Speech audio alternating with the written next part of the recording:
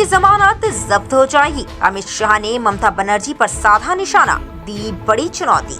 पश्चिम बंगाल को कोलकाता में गृह मंत्री अमित शाह ने रविवार को भारतीय जनता पार्टी के कार्यकर्ताओं को संबोधित किया। इस दौरान उन्होंने कहा कि हमें पश्चिम बंगाल में बीजेपी की सरकार बनानी है, घुसपैठ रोकनी है, भ्रष्टाचार रोकना है और हिंदुओं का पलायन रोकना है। अमित शाह ने कहा, सालों तक बंगाल पर कम्युनिस्टों का शासन रहा। उसके बाद ममता बनर्जी माँ माटी मानुष का नारा लेकर आई। उन्होंने बंगाल की महान भूमि को घुसपैठ, महिलाओं पर अत्याचार, अपराध, बम विस्फोट और हिंदुओं के साथ अनैतिकता की भूमि में बदल दिया।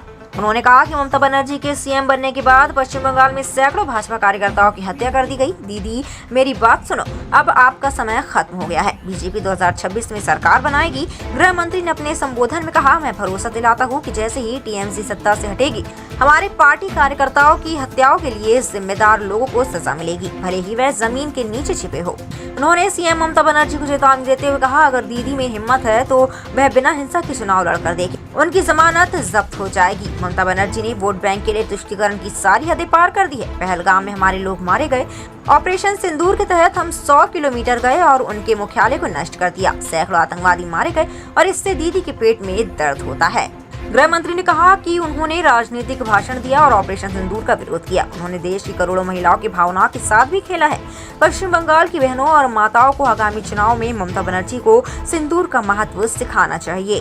दीदी हिम्मत हो तो हिंसा के बगैर, रेगिंग के बगैर चुनाव कराकर देखो, आपकी खुद की जमानत ये बंगाल की जनता जब्त कर ले।